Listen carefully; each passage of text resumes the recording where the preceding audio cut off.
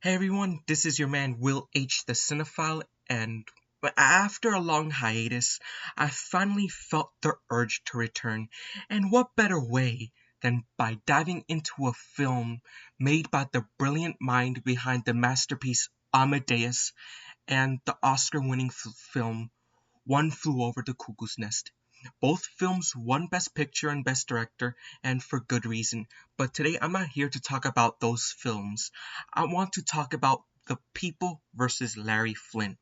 Yes, I already wrote about it on Letterboxd, but deep down in my heart, I knew just writing about it wasn't enough. Like, this is the kind of film that demands to be spoken about. It's provocative, layered, and unexpectedly moving in a way.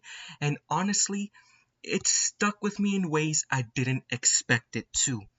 Like, even before I hit play, I remember asking around, particularly loved ones, uh, that and I remember asking one of my uncles if he'd ever seen the film, and he was like, I've heard of it, but I've never watched it. And I kind of get why, because this isn't just any biopic. It's about Larry Flynt, one of the most controversial figures and polarizing figures in American pop culture history. Like, just hearing his name still sparks debate. But I'm ready to dig into this film, what it means, why it works, and why it hit me the way it did, even though it was flawed. So, what I saw that Milos Forman's The People vs. Larry Flynt was finally available on one of my streaming apps, I jumped at the opportunity. And after watching it, I can firmly say it is a deeply fascinating and thought provoking film. Like, it's far from perfect, but its imperfections only make it more complex and worth dissecting. Like, it's not the kind of movie you passively absorb. You wrestle with it, it challenges you, and that's the entire point in my point of view. Like, from a storytelling standpoint, the film is well written and layered and highly political without being overtly didactic. Like, it manages to be more than Larry Flynt while being fully centered on Larry Flynt, if you guys get what I mean. Like, it walks a difficult tightrope in inviting viewers into the story of one of the most controversial, divisive figures in American pop culture history without ever claiming that he's a hero. And it certainly doesn't make him a villain either. Instead, it invites us to sit in the discomfort of ambiguity, and that's where the real tension lies. Like, the film does not glorify Larry Flynt, as some critics have claimed. Yes, it humanizes him. Yes, it presents his legal battles for free speech as powerful and meaningful, but it never lets us forget that he's often obnoxious, offensive, and a deeply flawed human being. It shows him as a provocateur, a smart aleck, a self destructive instigator. But it doesn't excuse what he does, but it lets him hang in the air uncomfortably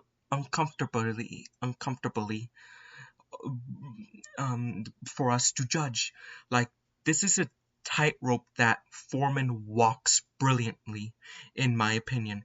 And the direction from my man Milos Forman is bold, it's slick when it needs to be, raw when it should be, and unapologetically in your face. What's fascinating is that Foreman himself initially rejected the project purely because the title had Larry Flynt's name attached to it. But when someone told him that Oliver Stone is involved, that caught his attention, and it was enough to pique his interest and curiosity.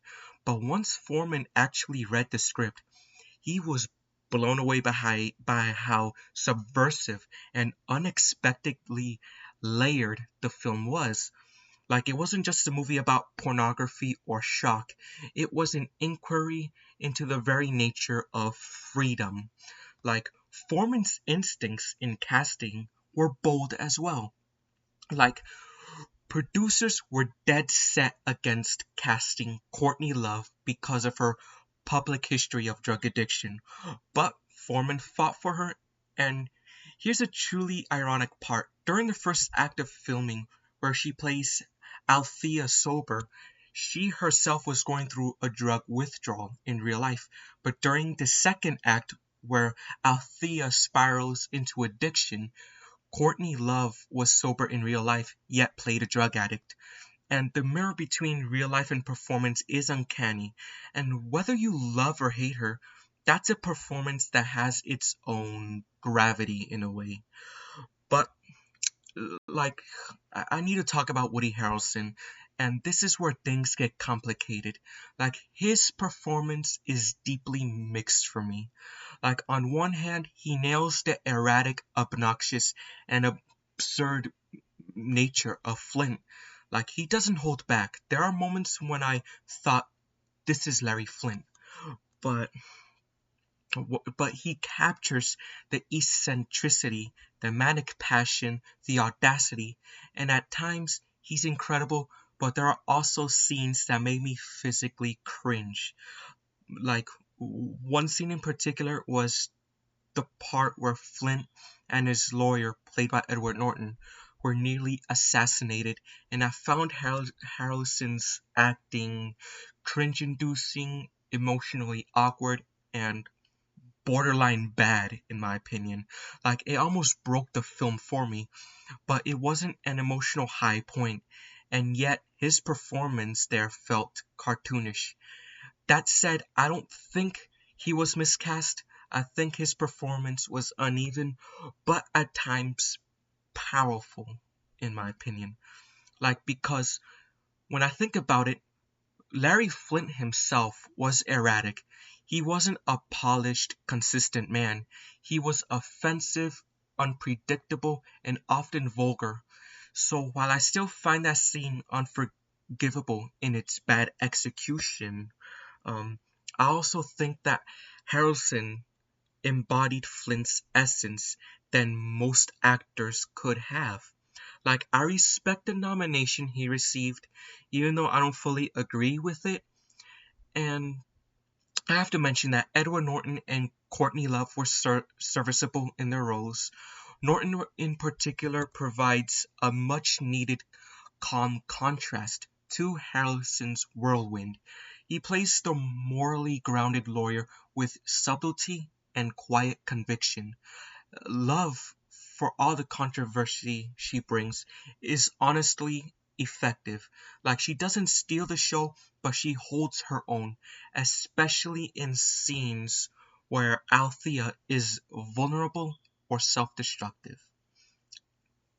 And deep down, what makes The People versus Larry Flynt really stand out is its interrogation of the First Amendment.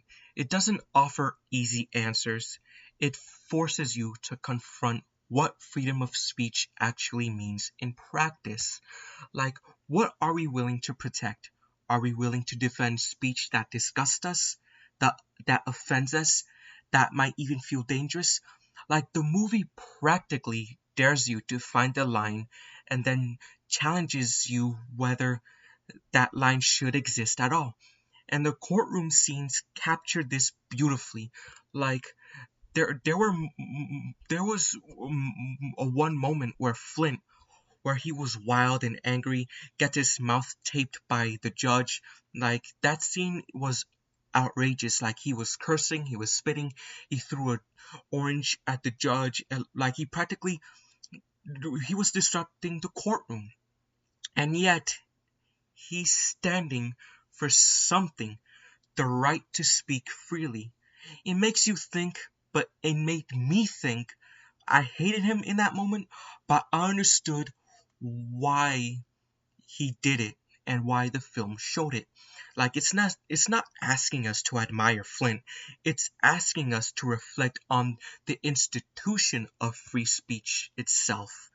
And yet critics have torn into the movie.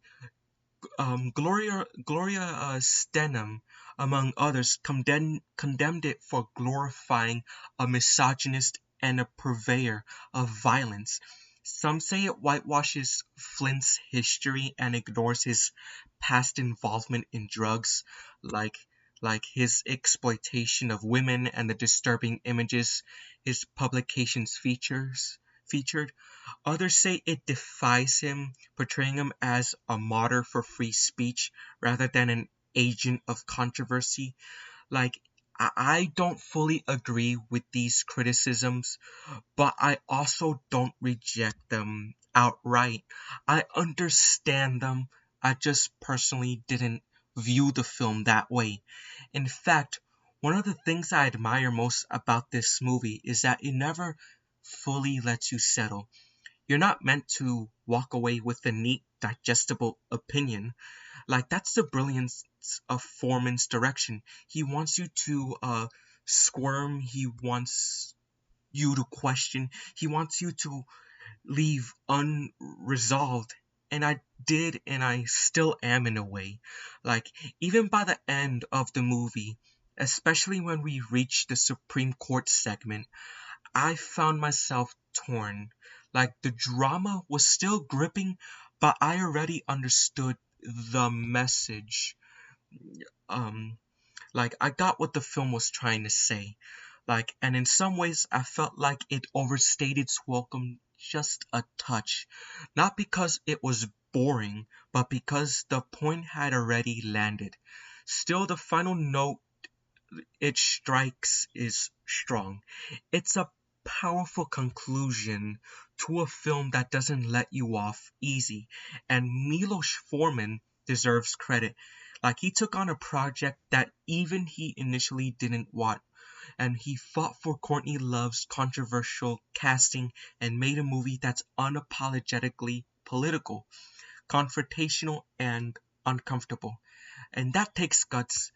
And as I like to phrase it, he put his dick on the table for this film, and I respect the hell out of that.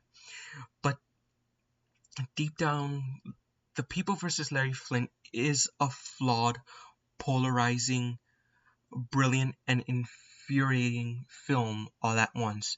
Like, it's not a type of movie that everyone will love. It's not a film that everyone should love, but it's a film worth talking about, worth debating, worth dissecting, and to me, that's the mark of great cinema. I love it for that. I love how it challenged me. I love that I walked away conflicted, uncertain, and reflective. Mainly, I want people to see this film. Not because it's easy, but because it isn't. I want people to watch it and argue about it. I want to see what others feel, where they stand, what lines they draw. Like, this film is controversial for a reason, and I love that about it. So there you have it, my fellow cinephiles. So make sure to like, subscribe, and share, and also follow my letterbox. So just in case if I don't see you, just in case if I don't see you, good evening, good afternoon, and good night.